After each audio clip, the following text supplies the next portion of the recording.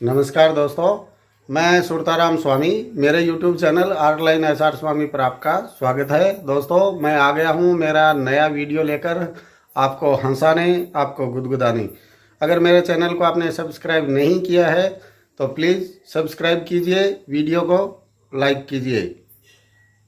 किसी मंदबुद्धि आदमी को सिगरेट पीने की बड़ी तलब हुई रात में, और बिजली थी नहीं, तो उसने मोमबत्ती उठाया और मोमबत्ती उठाकर पूरे घर में माचिस ढूंढा और माचिस नहीं मिला। माचिस नहीं मिला तो वो थक हार कर उदास मन से आया अपने कमरे में, टेबल पे मोमबत्ती को रखा और बुझाकर सो गया। धूम। एक आदमी बड़ा परेशान था बेचारा। मैंने उससे पूछा, भैया इतने परेशान क्यों हो?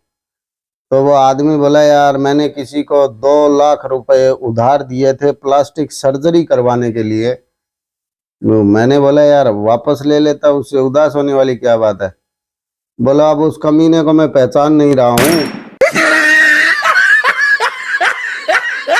कोई आदमी किसी ज्योतिषी के पास अपनी जन्म कुंडली दिखाने के लिए लेके गया, तो जन्म कुंडली हाथ में लेकर ज्योतिषी बोला, तुम्हारा नाम राम पांडे है?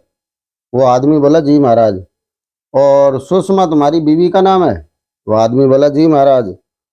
तो बोला, तुम्हारे एक लड़का और 2 लड़कियां हैं? बोले, जी महाराज बिल्कुल है। बोले, अभी अभी तुमने 10 किलो चावल खरीदे हैं?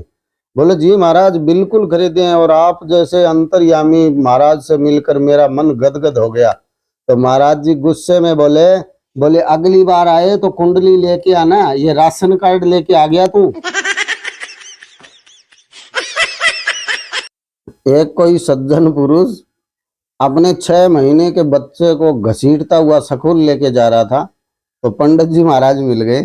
और पंडित जी महाराज बोले शर्म करो, इतना 6 महीने का बच्चा स्कूल में क्या पढ़ पाएगा?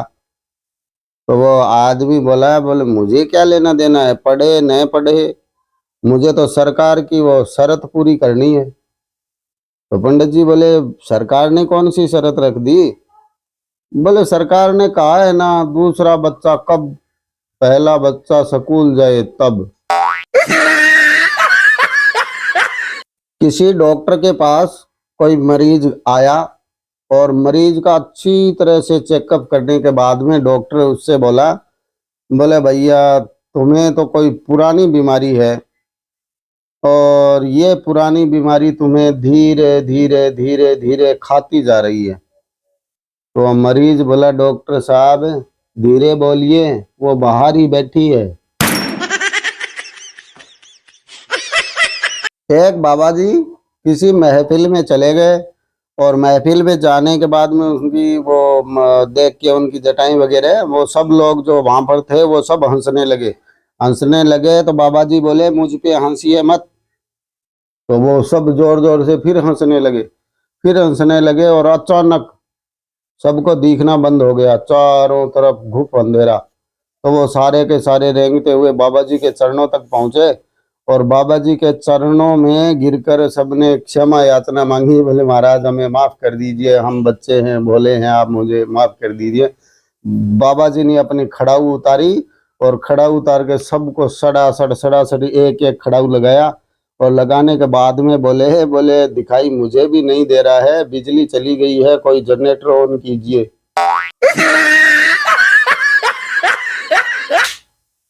खाते पीते रहिए, ऐश कीजिए, वजन की चिंता मत कीजिए, क्योंकि कंधों पर तो वैसे ही रिश्तेदारों के जाना है। 10 दिन हो गया था लॉकडाउन लगे हुए, और किसी वकील को एक आदमी ने पूछा, बोले वकील जी 10 दिन से आप अदालत नहीं गए हैं, तो आपका टाइम पास कैसे हो रहा है? तो वकील जी बोले, रामायण और महाभारत देखकर टाइम पास कर रहा हूँ। तो आदमी बोला, सर जी आपने रामायण और महाभारत देखा, तो उसमें आपने क्या निष्कर्ष निकाला? तो वकील जी बोला, इसमें कुछ ज्यादा बड़ी बात नहीं है, महाभारत है वो एक जमीन का केस है, और जो रामायण है वो एक अपहरण का केस है।